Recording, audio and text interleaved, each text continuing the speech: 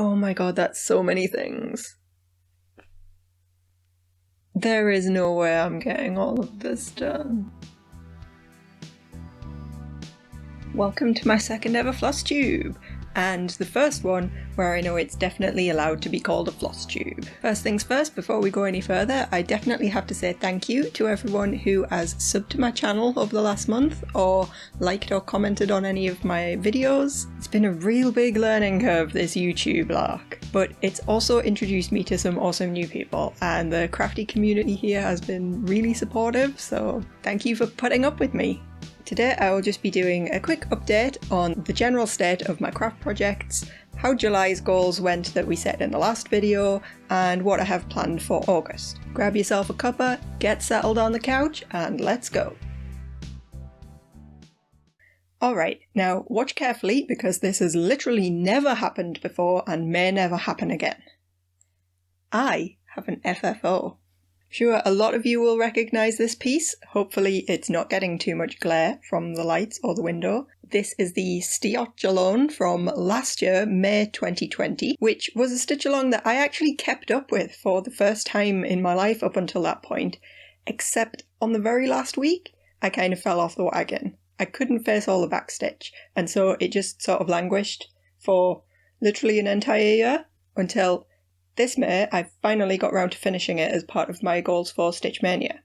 Since May, it has kind of wafted around the living room. It's been draped over the back of the couch, it's been sitting on the coffee table, and I knew I wanted to do something with it, but hadn't got round to it until now.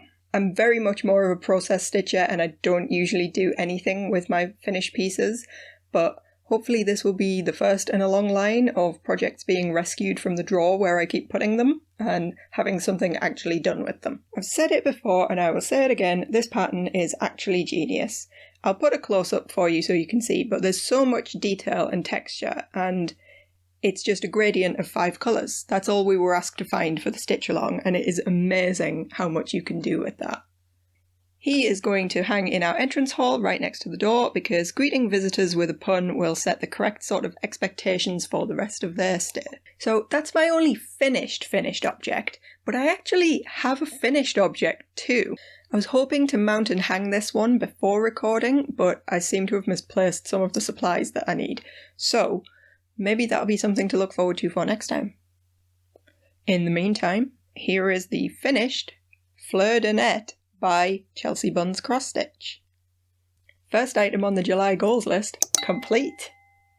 So the orange colour was a fairly random choice. I've said before that I kind of planned to do a two-tone colour scheme, but there was a long break in stitching this, and when I picked it back up I decided to just go with one colour.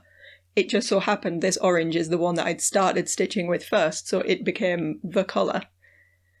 Honestly, I really like it though. That's a happy accident and no arguments here. That might end up in our living room because the walls are green and I just think the orange will go really well, but I'm honestly not sure. We'll just see how it goes with that one. Now, I have to admit, I know a lot of people watching this are die-hard cross-stitchers, but I really love blackwork. It's like a lovely breath of fast-moving air among the occasionally tedious, slow-moving cross-stitch projects. And as of this finish, I now have exactly 0 blackwork projects on the go, which will not do. So I think the first item for this month's goal list should be find a new blackwork pattern that I want to stitch. Okay, so on to my whips this month. There are only 2 projects that I've really put any serious time into this month, other than the one that I've just shown you. The first one I mention is the Pick Stitch Saddle, which you may have seen a lot about last week in my 24 hours of cross-stitch vlog. I won't go into too much repeat detail here, but if you want to see a bit more about this project, you can always go watch that video. I will link it up here. And this is where we ended up. I'm holding this in front of my face because in the last video I managed to put it too low down and the camera couldn't see it, so at least this way I can be sure. Hi! Finish the G was one of the items on July's goal list, and I'm happy to report we made it. Although it took a lot longer than expected. Honestly, I expected to breeze through that one, but in hindsight, I'm really glad that I didn't set any bigger goals on this piece. It took the entirety of the 24 hours of cross-stitch to do like a quarter of this G, so yeah, is kind of a nightmare. You might be unsurprised to hear that I've not put in a single stitch on this since the 24-hour challenge finished last week. It was just a lot. I have, however, gone through all of the various release PDFs, which were in a couple of different formats because they changed how they were doing them halfway through, and I've built a spreadsheet of all of the floss requirements by letter so I can kind of break it down. This piece is going to end up being quite expensive, so I need to buy the floss just a few bits at a time, and as with most problems in life, spreadsheets are the answer.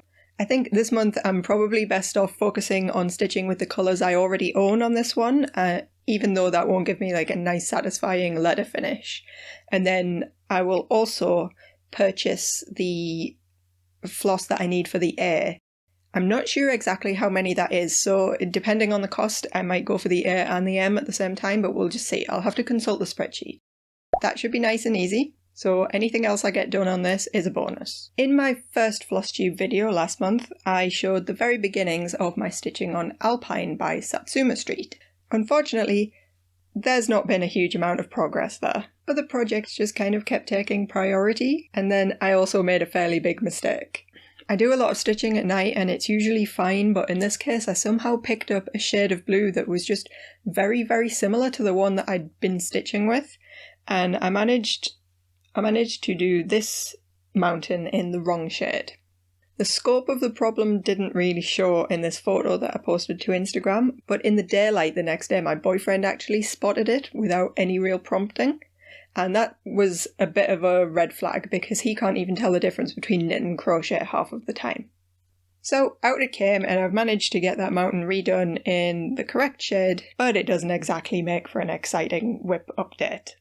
I'm actually looking forward to sinking my teeth into this one a little bit more in August with its nice big blocks of colour. It's a really nice change from the pixel art project that we've just seen. So my goal for this one is really just make good progress. Fingers crossed that'll make for a bit more enthralling show and tell next time. As a sort of bonus whip, I've started working on a Halloween design that popped into my head, so I've been swatching a little bit for that. Don't really know what you can make out there. I'll put a close-up. My camera is terrible. Look at this cute little guy though. Aww. No spoilers, but I would like to get the design finished in the next week or so, and then we'll be furiously stitching the sample to get it released for September. That's the plan anyway. We'll see how that goes. Goal? Finish Halloween design and, let's say, half of the sample stitch at the very least. Now, there's nothing really to show for this, but after my crossover episode with Carrie last week, I've made some tentative baby steps towards my goal of tackling a full coverage project at some point in the future. Basically, so far it's just been a ton of pattern browsing, but I think we all know that's kind of one of the most fun parts anyway. I've been pricing up materials on the ones where it actually tells you what you'll need, and I think it'll probably take quite a while to decide on one because this is probably going to be with me for years. I'm a slow stitcher at the best of times and I've never done full coverage before, so it needs to be something that I really, really love. I'm not just going to buy the first thing that catches my eye. It's a really big commitment. Not sure I'm ready for it. So thank you to everyone who replied to my Instagram story with suggestions of places to buy cool full coverage patterns. If anyone else has suggestions, I am all ears and my bookmark folder is ready. So please leave them down in the comments and I will be very grateful. Thank you. Alright, so that's actually it for cross-stitching for me this month. I know the unspoken rule of Flosstube is that you front load with the cross-stitch and anything else can go later in the video. So to that end, I have added chapters to this video so you can skip around. If you were only here for cross-stitch and you don't care about anything else, that's absolutely fine. Thank you very much and I hope to see you again.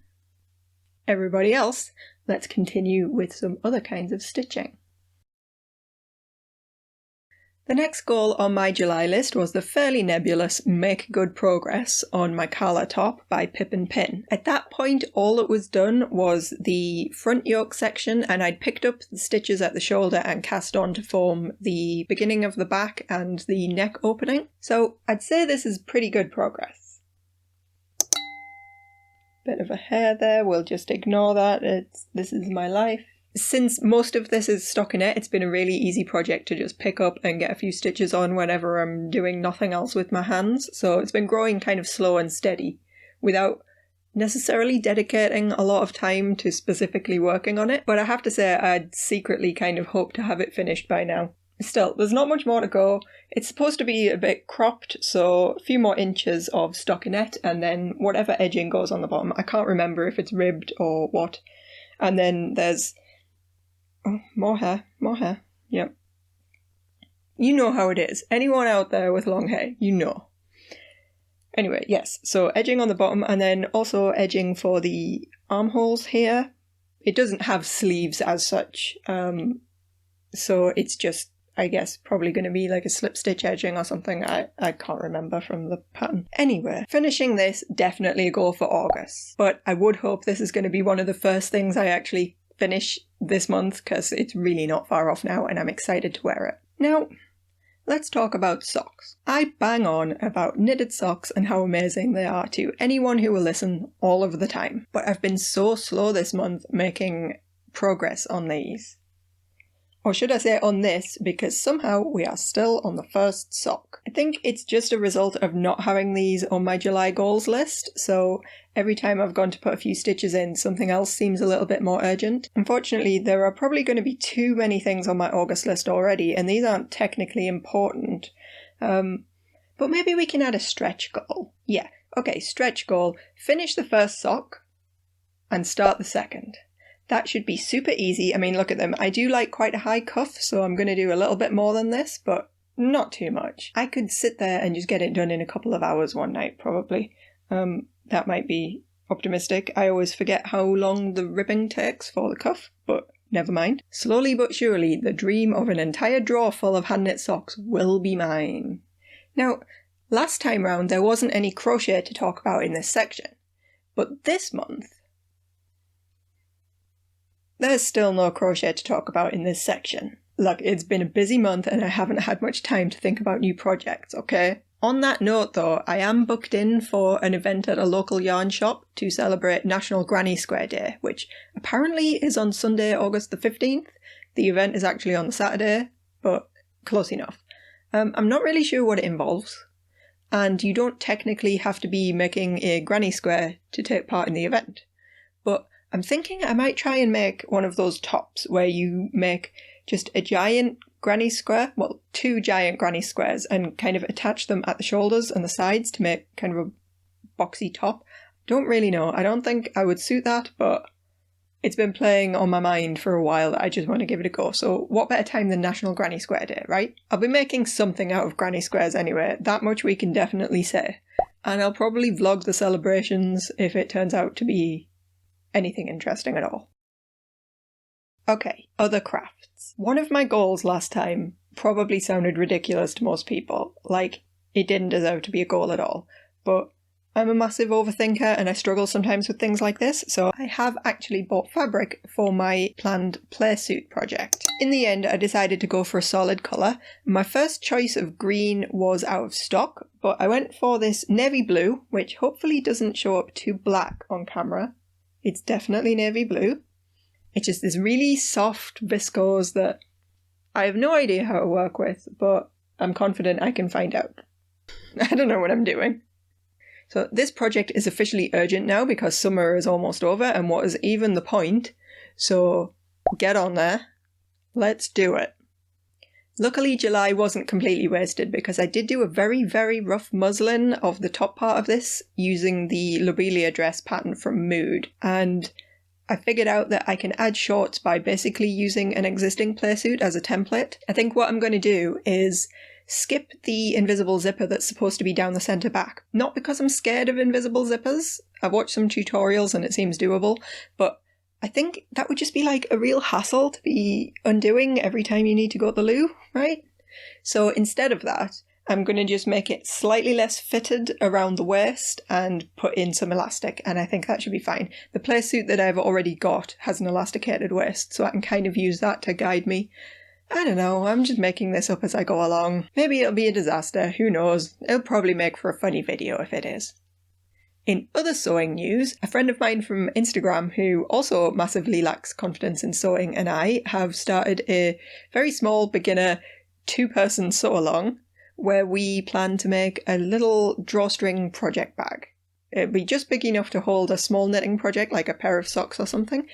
The idea for me is to start there, work my way up, and eventually get to the point where I can do cross-stitch project bags with the vinyl inserts in the front and the zippers and all those terrifying things. For now, we are just going to start really simple.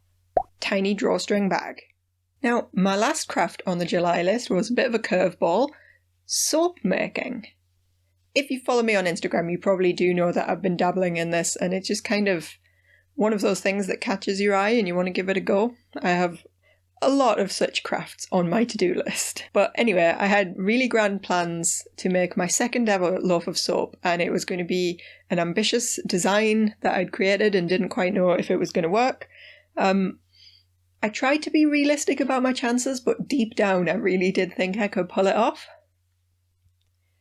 Turns out, not so much.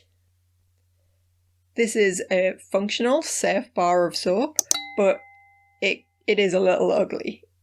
Let's be honest here. Still, it was a really good learning experience, and I managed to document the process, so if you're really interested in watching me fail terribly, I will link that video up here. No soap making for me this month. I have plenty of other things to do. But I'll be back on that horse soon.